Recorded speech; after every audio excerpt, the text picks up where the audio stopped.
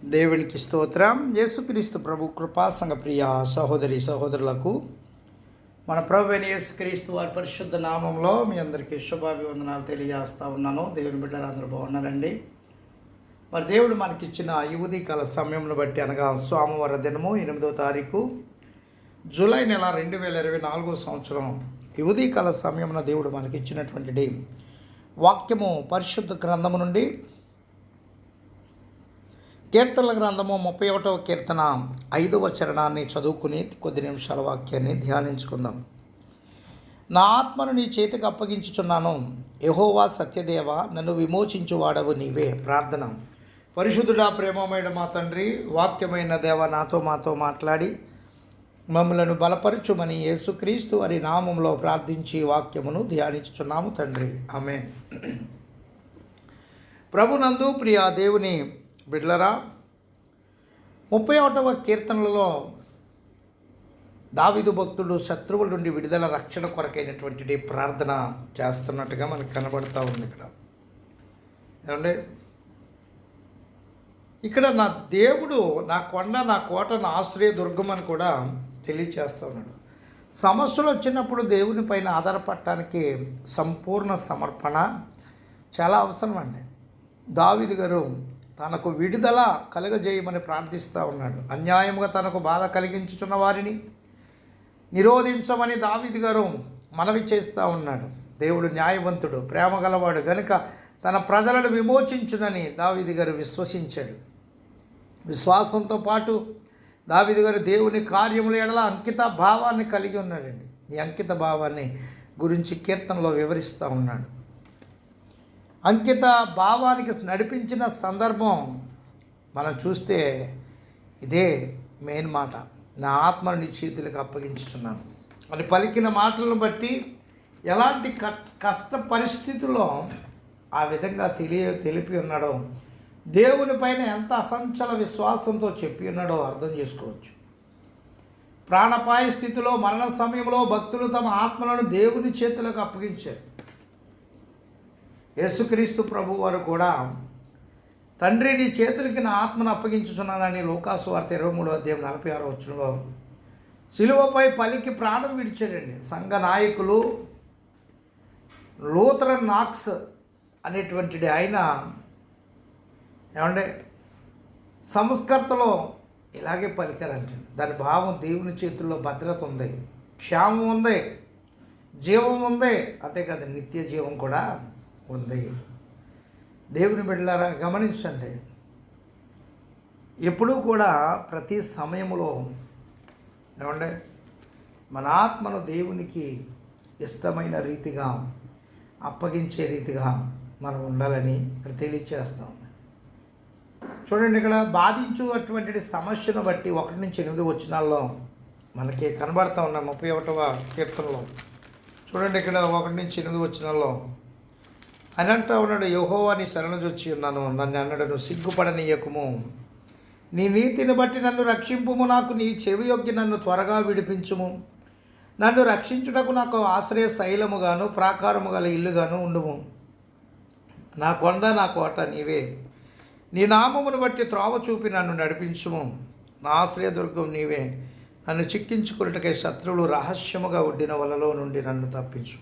6వ వచనంలో నేను యెహోవాను నమ్ముకుని ఉన్నాను, వ్యర్థమైన దేవతలను అనుసరించువారు నాకు అసహ్యులు. 7వ వచనంలో చెప్తున్నాడు ఆయన, నీవు నా బాధను దృష్టించున్నావు, నా ప్రాణ బాధలను నీవు కనిపెట్టి ఉన్నావు, కావున నీ కృపను బట్టి నేను ఆనందభరితుడనై సంతోషించదను, నీవు శత్రువుల చేత నన్ను చెరపట్టలేదు, విశాల స్థలమున నా పాదములు నిలవబెట్టితివి. యెహోవా, నేను ఇరుకన పడి ఉన్నాను, నన్ను కరుణింపుము, విచారం వలన నా కన్ను క్షీణించుచున్నది, నా ప్రాణము నా దేహము క్షీణించుచున్నవి. చెప్తున్నటువంటి మాటలో ఏమంటే, యెహోవా, నేను ఇరుకున పడిపోయాను, నన్ను దయచేసి కరుణించు, విచారాల వలన బాధల వలన నా కన్నులు క్షీణించుచున్నాయి, నా ప్రాణం నా దేహం క్షీణించిపోతూ ఉంది, నా బ్రతుకు దుఃఖముతో వెళ్ళబుచ్చుచున్నాను, నిట్టూర్పులు విడిచుటతో నా ఏండ్లు నా సంవత్సరాలు గడుస్తున్నాయి, నా దోషమును బట్టి నా బలము తగ్గిపోతూ ఉంది, నా ఎముకలు క్షీణించుచున్నాయి తెలియజేస్తూ ఉన్నాడండి. క్షీణించిపోతూ ఉంది, నా ప్రాణం క్షీణించిపోతూ ఉంది. ఆయన ఎంతో సమస్యలో ఉన్నట్లుగా మనకి కనబడుతూ ఉందండి. అందుకని ఇక్కడ శత్రువుల వలన పన్ని చిక్కించుకునే వలనని పొంచిండుట బట్టి దావీదు గారు బాధను అందుతూ ఉన్నాడు. వల నుండి విడుదల కొరకై ప్రార్థిస్తూ ఉన్నాడు. శత్రువుల చేతికి తనను తాను అప్పగింపక విశాల స్థలంలో తన పాదములు నిలిపినందులకు దావీదు గారు దేవుణ్ణి స్తుతిస్తూ మొరపెడతా ఉన్నాడండి. క్షీణింపచేయు వ్యాధి, ఈ వాక్య భాగంలో దావీదు గారు ఎలా ఇరుకున పడి క్షీణించిపోతూ ఉన్నాడు వివరించాడు. బహుశా కీర్తనాకారుడు ఏదైనా వ్యాధితో బాధపడుచున్నాడని, అతని బాధ దీర్ఘకాలం ఉన్నట్లు తెలుస్తూ ఉంది. బహుశా ఈ శ్రమ సంవత్సరముల అనంతరం క్షేమ సంవత్సరం అతను పొంది దేవుని స్తుతించుడి ఉండవచ్చు. అతను వ్యాధితో బాధపడుచుండగా తనను పరామర్శించువారు అతని వ్యాధికి కారణం అతని పాపమేనని జ్ఞాపకం చేస్తూ ఉన్నాడు. 31:11 అపరాధ భావంతో మరింత క్షీణించి ఉండవచ్చు. బహుశా ఒంటరితనము అయిన వారు విడిచిపోయారే అన్న భావం రోగులను మరింత క్షీణింపజేస్తుంది. అయిన వారి నిర్లక్ష్యం మరింత బాధిస్తుంది. అందుకనే మరణమై స్మరణకు రాకున్న వాని ఒలే మరవబడిన ఓటికుండ వంటి వాడనై తిని 31:12 వాపోతూ ఉన్నాడు. శత్రువుల దురాలోచనలు 31:13 కీర్తనాకారుడు ఒంటరితనం మరువబడుటతో పాటు శత్రువుల దురాలోచనలు మరింత బాధించి నిరీక్షణ లేని స్థితికి నడిపించి ఉండవచ్చు. ఎటు చూసిన అతనికి ప్రాణహాని చేయవలనని భయంకర ఆలోచనలు చేయటం బాధించినది. ద్వేషం, తృణీకారం అనుభవించవలసి వచ్చింది. వాటికి తోడు ఇరుగు పొరుగువారు కపటోపాయములు, వాక్కలహములు 31:20 అతనిని ఇరుకున్న పడవేసినవి. అతని అంకిత భావంలో గల ముఖ్య విషయము, కీర్తనాకారుని అంకిత భావంలో గమనించదగిన విషయం, అతను పరిస్థితుల నుండి, ప్రజల నుండి దేవుని వైపు తిరుగుట, దేవుని యందు విశ్వాసం ఉంచుట, దేవుని వైపు తిరుగుట. తన సమస్యలు, బాధలు అన్నిటిలో కీర్తనాకారుడు దేవుని వైపు తిరిగాడు. దేవుడితో మాట్లాడుటకు, దేవుని స్తుతించుటకు, దేవుని కార్యములను జ్ఞాపకం చేసుకునేటకు ఇష్టపడ్డాడు. కొందరు సమస్యల నుండి పారిపోవుటకు, మత్తు పదార్థాల, పానీయాలు, అక్రమ సంబంధాలకు అలవాటు పడి తమ జీవితాన్ని మరింత పాడు చేసుకుంటూ ఉన్నారు. అందుకే కీర్తనాకారుడైతే దేవుని వైపు తిరుగుట ధన్యకరం. పరిస్థితులు ఎదుర్కొనటానికి దేవుని శక్తిపైన ఆధారపడ్డాడు.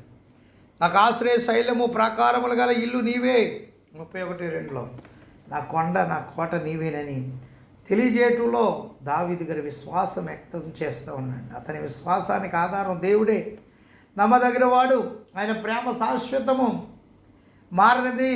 ఏమంటే ఆయన మంచితనం గొప్పదండి. దేవుడు నీతిమంతుడు. పరిస్థితులకు దూరమగుట కీర్తనకారుడు వ్యర్థమైన విగ్రహాలను, దేవతలను విడిచి దేవుని వైపు తిరిగాడు. అసత్యపు నమ్మకములకు దూరమయ్యాడు. చెడు నుండి, దుష్టత్వం నుండి తను తాను దూరపరుచుకున్నాడు. దేవుని యందు విశ్వాసమును స్థిరపరుచుకున్నాడండి. అంకితం వలన ఏమండి విడుదల, దేవునికి అంకితం చేసుకున్నట్టు వలన మేలులు, విడుదల, అంగీకరింపబడుట మరియు ఇతరుల ఎడల శ్రద్ధ, ఇవన్నీ కూడా 31వ అధ్యాయంలో అనేక అమూల్యమైన మాటల ద్వారా తెలియపరిచి ఉండండి. అందుకే ఇక మనం చూస్తే 21 నుంచి మనం చదువుకున్నట్లయితే, ప్రాకారము గల పట్టణంలో యెహోవా తన కృపను ఆశ్చర్యముగా నాకు చూపి ఉన్నాడు. ఆయన స్తుతి నొందునుగాక. భీతి చెందిన వాడనై నీకు కనబడకుండా నేను నాశనమైతుని అనుకుంటుని, అయినను నీకు నేను మొర్రపెట్టగా నీవు నా విజ్ఞాపనల ధ్వనిని ఆలకించితివి. యెహోవా భక్తులారా, మీరందరూ ఆయనను ప్రేమించుడి.